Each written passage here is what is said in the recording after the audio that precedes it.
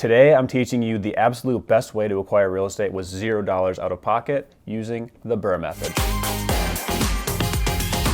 My name is Eric Stewart. I've done dozens of real estate transactions. I'm a full-time real estate investor, and I created this channel to share my experience with you. I'm here to help you create financial freedom through real estate investing. So let's make a deal. I make the best real estate content on YouTube, and you join my club here if you find any value in the content. So whenever you do this, ooh, that's interesting. That's when you know to do this. You need to watch Friends, otherwise we can't be friends. Right, with that out of the way, let's get to it. Free investment property. Sounds too good to be true, right? Is this an infomercial? Is there a catch somewhere? Kind of. Oprah's not out here giving away free houses or anything. To get an investment property with $0 out of pocket, there is a catch. You need to have knowledge, skills, effort, time. In that order. My goal for every single person watching this video is not only to learn the BRRRR method, but to be inspired to take action towards improving your financial future. Stick with me through this whole video, and by the end, you'll be on your way to doing your first BRRRR deal. All right, Eric. Tell me what the BRRRR is already. BRRRR stands for buy, rehab, rent, refinance, repeat. The term BRRRR actually has nothing to do with living in Fargo, North Dakota. It's just a fun coincidence that I live up in the frigid cold. The term was actually coined by Brandon Turner on BiggerPockets in order to quickly and easily identify a somewhat complicated process. So if you don't know about BT or BP, I'll link to them in the description below. So here's a quick high-level overview. B is for buy. Find and purchase a distressed property at a great price. Rehab. Fix it up to increase the value, make it nice, but don't go over budget. Rent. Place a great tenant and make sure it cash flows. Refinance. Secure a new bank loan against the property, and repeat. Continue to repeat the process over and over and over. The BRRRR method is great because it combines the value add of house flipping with wealth building and owning rental property. When you flip a house, you get all your money back plus a profit. With the BRRRR strategy, you get all your money back, but instead of taking that profit in cash, it actually turns into your down payment on that same house when you refinance. When done correctly, the end result of the BRRRR method is a newly renovated property, 20 to 25% down, qualified tenants as renters, cash flow every month, and no money out of pocket. You starting to see the potential here? Okay, here's a simplified example. One of your neighbors has a fixer-upper they're looking to sell. You buy it for $50,000, completely renovate it for $40,000, and your other costs add up to $10,000. This money could come from your savings, a line of credit, a bank loan, or a rich uncle. With your purchase price, rehab, and other costs, you have now spent $100,000. The good news is that the property is now worth $125,000. If you sold the property right now, you'd get that $100,000 back and make a $25,000 profit. That's before closing costs, commissions, and taxes. But instead of selling, you keep it as a rental property. You go to the bank, they agree the property is worth $125,000, and they give you a new loan for $100,000. That new loan for $100,000 is used to pay back the original source of your funds that you used to buy and renovate the property. Thus, you now have a free house with your $25,000 still intact as equity. The rental income of $1,200 a month should cover all of your expenses and allow you to cash flow $200 to $400 a month. Boom, simple, right? Repeat that process 10 times and you can add a zero behind the equity and cash flow numbers to the above example. So your monthly cash flow would be $2,000 to $4,000 and your equity position would be $250,000. This is what really sparked my imagination when I first learned about the BRRRR method. People actually are out there doing this every day. Some people do one a year as a side hustle and make millions over a decade or two, and some people do dozens a year and make millions in a few short years. The opportunity is out there, it's just up to us to go after it. Okay, and real quick, make sure to watch to the very end because I'm gonna tell you the secret about the BRRRR strategy that nobody talks about. This one simple twist to the strategy can make it work 10 times better. Okay, so with that in mind, let's do a deep dive on the strategy starting with step 1. The buy part of the BRRRR method is the most critical. It's a common expression in real estate that you make your money when you buy, and you absolutely do. You cannot overpay for a property. If you overpay, then all the following steps in this method will not work, and you'll probably end up losing money. The first rule of investing is you never lose money. The second rule of investing is you never lose money. You might be asking, Eric, how do I know if I'm getting a good deal? Am I buying the house under market value? The answer is, even though we're only on step 1, you need to learn the whole process, then circle back to the beginning step armed with that knowledge. You need to analyze each potential deal to ensure that it'll work for the BRRRR strategy and determine what the purchase price would need to be. In order to determine that purchase price, first you need to know the cost to fix it up, the rehab duration and carrying costs, what it can rent for after it's all fixed up, and finally, you need to know all the details of the final bank loan that you're gonna get. You'll need to have answers to all these questions before you can even make your offer. Luckily, with a little practice, getting to an offer price can be done pretty quickly. Follow these 3 steps to minimize your risk. Number 1, when you're estimating your rehab costs, be extra conservative. I always add in an extra 5 to 10% buffer on top of all my renovation costs, just in case. For example, if I think a rehab is gonna be $50,000, I'll put $55,000 down in my budget just to account for any unexpected expenses. Number 2, do your research so you can be confident about the after repair value. If you overestimate your after repair value, when it comes time to refinance, the bank will appraise for less than what you'd hope for, which would lead to potential complications down the road. Number 3, when you're buying a property, make sure to stick to your numbers. It's easy to get emotional and attached during negotiations, even if you don't feel like it at the time. You can fudge the numbers to make it work, but you don't want to be cutting corners during the rehab in order to make the numbers work. The deal has to work with the actual numbers. Get used to most of your offers not being accepted and learn to move on from that. I'd say maybe 1 out of every 10 offers I make actually get accepted, but your mileage may vary.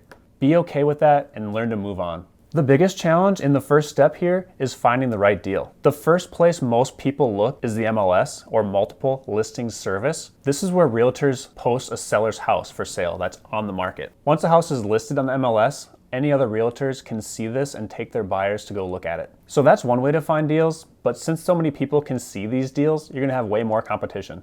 Not to mention, other realtors and brokers will also be making offers on these properties because they're also investors. So that makes it way harder to find deals. So with that in mind, here's a few ways to find off-market deals. You can do some networking with other investors. You can do some door knocking, buying foreclosures, short sales, estate sales, or you can even put up free ads on Facebook and Craigslist. So far in my investing career, I've only done 2 deals that were on market. The other dozen or so have all been off market without realtors. Just seems like there's more opportunity that way. When you buy a fixer-upper, keep in mind that you are solving a problem for the seller. Owning a fixer-upper house can be stressful, expensive, time-consuming, and a headache for an owner, and they may no longer have the desire, the money, or the ability to return it to good condition. Determine what the property is worth to you, make an offer based off of a smart analysis, and try to provide as much information and value to the sellers as possible. I usually am not flexible on my price since I need the numbers to work out, but I will be flexible on most other terms to make it easy and convenient for the seller. The next step is rehab, also known as renovation, rehabilitation, refurbish, revive, fix up, make ready. Basically get it back into like new condition in order to add value, appeal to a renter, and eventually a buyer. Here, it might help to have some construction experience, but if you're anything like me, you won't mind learning a few new skills. What I did was study podcasts and YouTube for information on how to flip houses. I practiced writing out a scope of work and estimating what the cost for each repair would be. The biggest thing I did was find other people who've already done it and ask them for help and advice. I never used to like asking for help or advice, but I soon realized that big projects are very difficult to do alone and not as fun either. The first time you rehab a house, like any new project, might be a lot of work to learn, but by the time you get to property number 5 or 10, you'll have systems in place and you will have it pretty well figured out.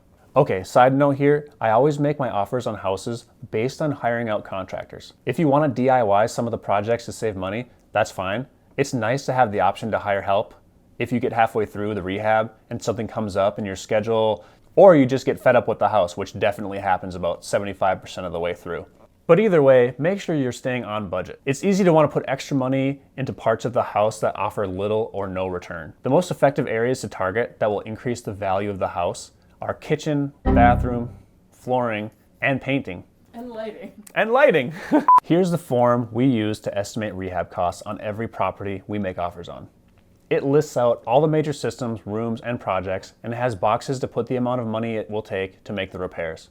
So you essentially go line by line, determine the condition and age of every item. How old is the roof? Does it need to be replaced? How much will that cost? There's also plenty of room for notes for anything else that's not on the list, or questions we want to research later. We total up the entire rehab cost, all the holding costs and the closing costs and profit margin to come up with our offer price. The main goal of the rehab is to do it as quickly as possible and stay under budget. Speed is important, but you also need to maintain your quality standards so the end result will still be a nice property. If you rush, sometimes you end up having to redo work. And haste makes waste, they say. Nobody says that, but you get the idea. Staying on budget is easier said than done. When you're running your numbers to buy the property, you should slightly overestimate everything and also build in that buffer like I mentioned before. So if you go through the whole rehab and you didn't end up even needing that buffer, then it's just extra profit you make. But if you don't build in that buffer and something unexpected does happen, that could be thousands of dollars coming out of your profit margin. Over the course of the entire rehab process, there's a lot to do. You'll be setting up auto pay on utilities, you'll be doing lawn care and snow removal, you'll be managing the materials, so research, purchase, and deliver all the materials to the job site like paint, flooring, cabinets, windows, all that stuff. You'll be managing the finances, ensure correct bank accounts or credit cards are paying the correct bills, and keep track of receipts and expenses on a spreadsheet or an accounting software. If you're borrowing money to fund the purchase and the repairs, you'll also need to make sure that the bank or any investors are getting paid. City permits, determining if permits are required, pulling them as needed, dealing with the city building inspectors, and passing inspections. Finding, vetting, hiring, and managing subcontractors. These include electricians, plumbers, painters, drywallers, just to name a few. You need to determine what work will need to be done and in what order. That will determine what subcontractors you hire and how you schedule their work. Big pro tip here, if you have great contractors, make sure you pay them right away after the work is done. You always have to review everything they do just to make sure you're satisfied with it, but pay them right away. Contractors love that. The third step of the BRRRR method is to rent it out. One of the most essential numbers when evaluating whether a property will be a good BRRRR or not is the rental rates. So just ask yourself, when this property is all fixed up, how much could it rent for? Then you compare that rent amount to the monthly expenses you have on the property. If you're a couple $100 cash flow positive, you're probably in good shape. If you're cash flow negative, it might be a good flip, but not a good BRRRR. And here's a pro tip. You can estimate what the rental rates might be by looking at other similar properties in the area. You can use Zillow, you can ask a property manager local to the area, you can look on Facebook Marketplace. Another pro tip is you can estimate your monthly loan payment by Googling loan calculator. Then type in your estimated after repair value, taking note that the bank will only lend up to 75 to 80% of your house's fixed up value when you go to refinance. And yet another pro tip, finding a great tenant is a lot easier when your property is freshly renovated. However, make sure you don't buy a house in a terrible area of town, because even the nicest house won't attract a good renter if they're in a war zone. This advice also applies to when you want to sell the property down the road. I want to keep this section short in this video, but I'm working on an entire video explaining how to manage rental properties, so stay tuned for that one. So on to the next step of the BRRRR strategy, refinance. I love it when a plan comes together. And I love it when a plan comes together. At this point, you've purchased, renovated, and rented out a property. Now you go to a bank and they'll, in most cases, give you a loan for 75 to 80% of the home's new value. In order to pay back your original lender, or yourself if you use your own money, the bank you're refinancing with must appraise the house at or close to your projected after repair value. Remember that from the first step? The goal of the BRRRR strategy is to get back all of your initial money that you put into the house. For example, let's say you buy a property for $100,000 and I put $50,000 into fixing it up, so now I'm all in for $150,000. That house is now worth $250,000 all fixed up. The bank agrees and gives me a loan for 80% of that amount, which is $200,000. This means I would receive $200,000 when refinancing. I then go to pay back my original lender for the $150,000 that I used to purchase and renovate, plus interest, holding costs, closing costs, etc.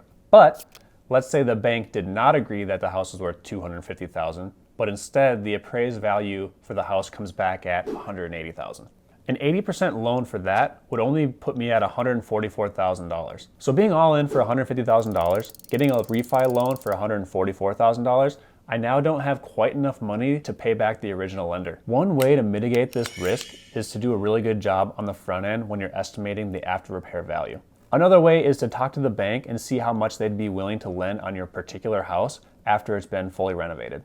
Okay, last but not least in the BRRRR method is to repeat the process. Since you've returned all the capital you've put into the deal, you can now turn around and use that same lump of cash on another deal. This step is super exciting because you're able to grow your real estate business exponentially faster than the traditional route of investing where you save up 20-25% for a down payment for every property you buy. There are 5 reasons why the BRRRR strategy is my absolute favorite. First of all, anyone can do it.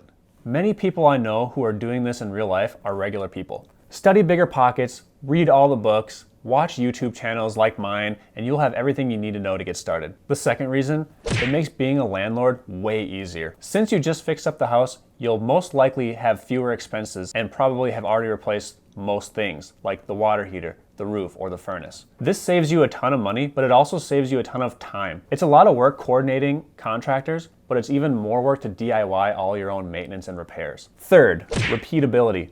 Since you're able to use the same chunk of money to repeat the process as many times as you want, you're setting yourself up for huge growth that's only limited by how many deals you can find and manage. Fourth, OPM, other people's money. You don't have to use your own money at all. If you get a good enough deal, you could have built in a little extra profit to pay a private money lender a little bit of interest in exchange for using his or her money to fund the entire process.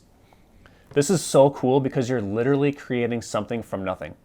All because you found a great opportunity to add value. And finally, number 5, the velocity of money. The velociraptor of money. You can acquire properties extremely quickly, and by extension, create big chunks of value and equity in the process. It's not a get-rich-quick scheme, it's more of a get-wealthy-fast scheme. But seriously, by fast, I mean becoming a millionaire in 3 to 5 years. If you're anything like me and not about climbing the corporate ladder, I would say it's a pretty good alternative. I've just covered a very detailed breakdown of what it takes to successfully BRRRR a property in theory, but what I haven't shown you is how I made the transition from theory to reality. Let me show you a real life case study and how I use the strategy. Let's dive into my first attempt at using the BRRRR strategy in real life and my projected numbers for it. Then I'll show you how the actual numbers came out when I was finished. The year was 2019, back before the pandemic. Gas was 39 cents a gallon and life just made sense. At this point in my investing career, I was just finishing up with a year as a full-time real estate investor. I had a couple rentals and I had completed 4 house flips in my first year. So I was feeling pretty good about myself. Because flipping houses was so much work and because taxes on those profits were so high, I soon realized I needed to find a way to be more efficient with my time and my efforts. I found this deal by door knocking an ugly house in a nice neighborhood and then following up with the owners with monthly phone calls. Once they were ready to sell, they called me, I did the walkthrough, I made my offer, purchased it, and I got to work right away. So I purchased it on November 4th, 2019 for $105,000. So here are the projections at the time of purchase. Repairs, $45,000, closing costs, $1,000, holding costs, $7,500, and my all-in costs were gonna be around $158,500. My after repair value estimate was $215,000, my estimate for rent was $1,600 a month, and I thought the new loan would be about $150,000 to $160,000, with a loan payment of $1,300 to $1,400 a month. And finally, my estimated equity creation would be about $56,500. To fund this deal, I used a private money lender for the first time. He made me a loan of $120,000 at 10% interest, and then I combined that $120,000 with a little bit of my own money, some credit cards, and a line of credit that I had. The idea is to get all that money paid back by the end of the project when you refinance. Well, flash forward 6 months and this is how it actually turned out. Repairs were $44,800. Closing costs were $5,378. My holding costs were $10,611. So I was all in for $165,789, which is about $7,500 over budget due to holding costs and closing costs being a little bit higher than I thought. My after repair value was about the same at $212,000. My equity created in the deal was $46,211. My new loan was for $150,000. I used that loan to pay back the $120,000 I borrowed from the private money lender and also reimburse myself $30,000. Unfortunately, this still left me with about $15,789 into the deal out of my own pocket. So it's not perfect, but at this point, I'll take it. I now own a fixed up rental property with less than $16,000 of my own money. And if and when I decide to sell it, I'll get that $16,000 back plus the additional $46,211 in equity. It rented out for $1,425 a month, and my loan payment was $1,305 a month. So this is a little bit different than I estimated, not quite as great, but still not bad. Okay, but here's a huge plot twist. So what I didn't tell you is how I was doing an entirely separate BRRRR deal at the same time as this one. So copy and paste that exact same effort, strategy, and everything from that last example, but on an entirely different property, and the end result was drastically different. Let me show you how these two deals compare and how the story ends with both of these deals finishing at the same time and getting refinanced on the exact same day. So with BRRRR number 2, I purchased it on January 31st, 2020. Purchase price of $74,000. I funded this deal the same as the last one, except this time I asked my private money lender to fund 100% of the purchase and rehab, and he agreed. So I got this deal for $0 out of pocket. Here are all the actual numbers. All in expenses, $119,885. That's purchase and rehab. The after repair value is still the same at $175,000. My rent was a little bit lower than I thought at $1,350 a month. My loan was $140,000, and that loan payment was $1,169. My total equity created was $55,145. This means that my new loan repaid my private money lender in full, the $120,000 he lent me, and an extra $20,115 goes to me directly. So now I not only have a free house with $0 out of pocket, I also got paid an extra $20,000 at closing. This was a huge win for me and it boosts my confidence after the last deal. Not that the last deal was bad, but this one was perfect. I did end up closing on the refinance of both of these houses on the same day, so let's look at the two BRRRR deals combined. BRRRR number 1, I left $15,789 in the deal. BRRRR number 2, I got paid $20,115. I was net positive $4,326 for the two combined.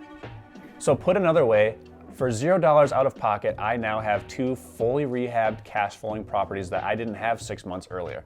A combined equity total of $106,085 that I can access once I sell. And to top it all off, I now have $4,326 more in my bank account than I started with. I was and still am super excited about this strategy of investing.